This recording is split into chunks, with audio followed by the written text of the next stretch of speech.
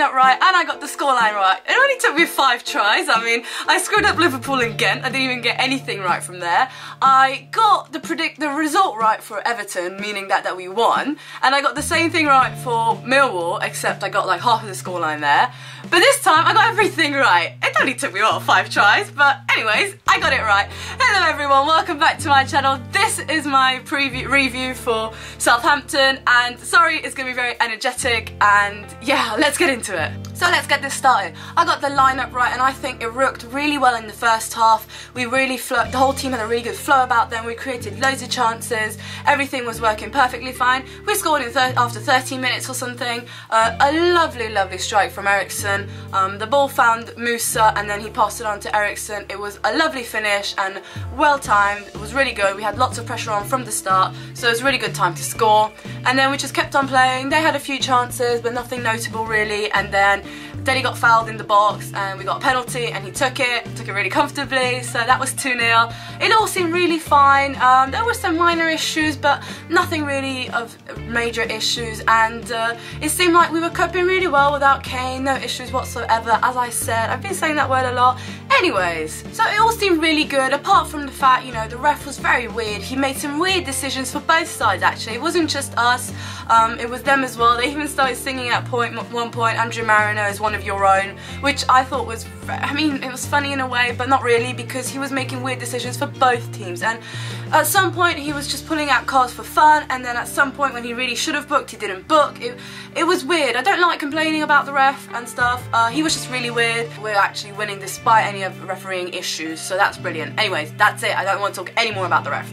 Despite this all looking really good, and we had the comfortable 2-0 lead, obviously we needed to go into the second half to get another goal and just to seal this game off and not let them get any chance of it, because, you know, once you let a team back into the game, they pick themselves up and anything could happen. But that didn't happen.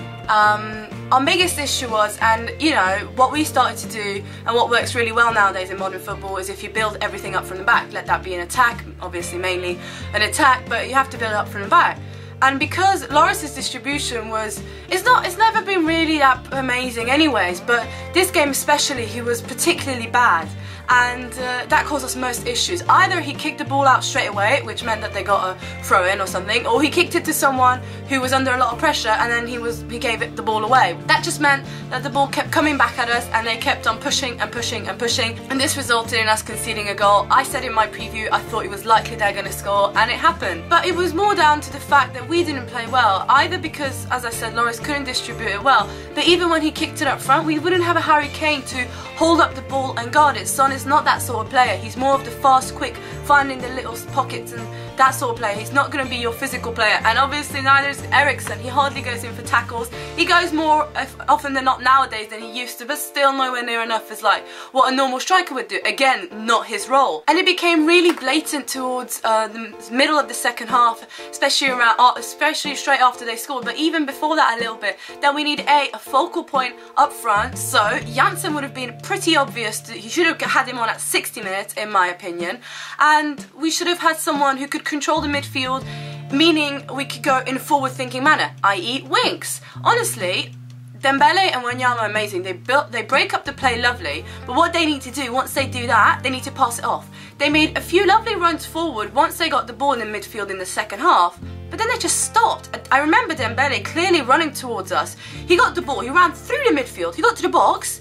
He could have had a brilliant chance to shoot, he didn't. He turned around, he went left and right, he then laid it off, and then nothing happened of it. And that's what we missed. We would have needed either a Winks to be able to take that shot, or if we would have had Janssen up front, then Ericsson could have pushed back, and they could have laid it off to Ericsson, who would have either A, taken a shot himself, or laid it off to someone else. So that really just sums up our second half. It was very frustrating. We kept putting ourselves under so much pressure, we just couldn't keep the ball, and that just, it invited pressure, and it was really bad to see that, because I know we could have played so much better, and the changes we should have made, and Poch should have made them so much earlier, was so obvious. They were just blatant. Everyone knew what you should have done. As I said, you should have brought on Janssen and Winks.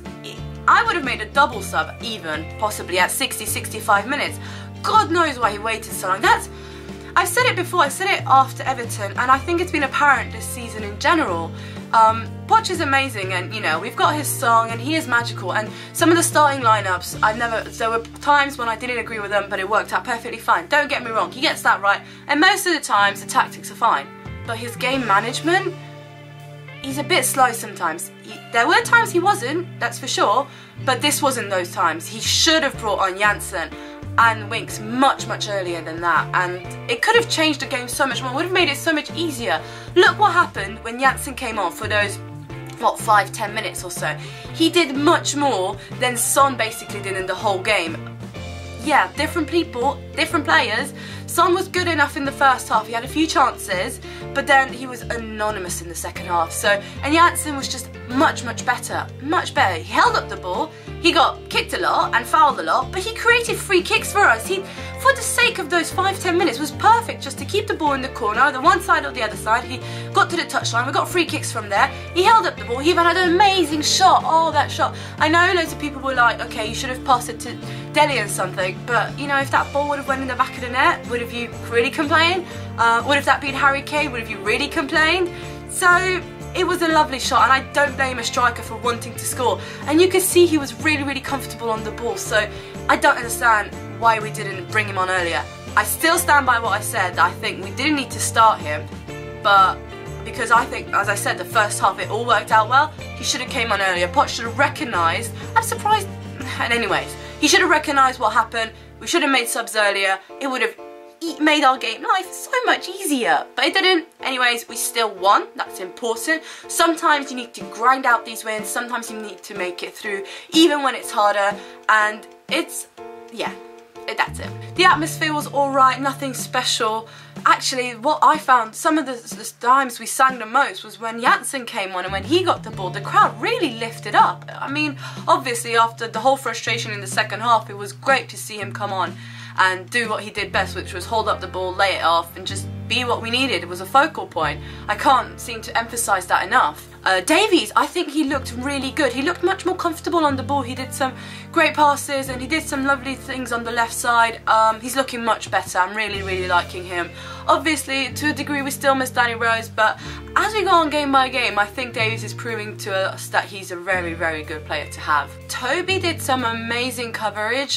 He crossed and he ran back and got some balls really well. I know he was at fault for their goal at the last cross, but it resulted from a really bad situation on the right hand side, and Kyle was out of position. So in the end of the day, it wasn't kind of his fault, but he could have done more to prevent it, I agree. Other than that, he was amazing. I think he did a really good job. Janssen, can't emphasise how much he's done in those 10 minutes he was on the pitch. Loads of people are actually now talking about potentially starting him against Burnley. We'll see what happens. I'll talk about that in that preview. I won't discuss it now, but it's just to throw it out there to you. What do you think about that? I think that's pretty much it for my review. There was not that much to talk about, obviously. There were only 3 goals, and what would be interesting is, who do you think your man of the match was? I hope you enjoyed it. If you did, then please leave it a massive thumbs up. It means a lot to me. Praise me for the fact that I got my prediction right. Come on, please show me some support. It was, I'm so happy. It's brilliant. Hopefully I can get it again soon. I don't expect it obviously to get every game, but if I could get it, what, every 5 games, that's not bad. I'll take that. Anyways, if you want to see more from me, then please hit the subscribe button, and then you will see more content from me, which is mostly Spurs related, and hopefully I will see you in the future. Bye!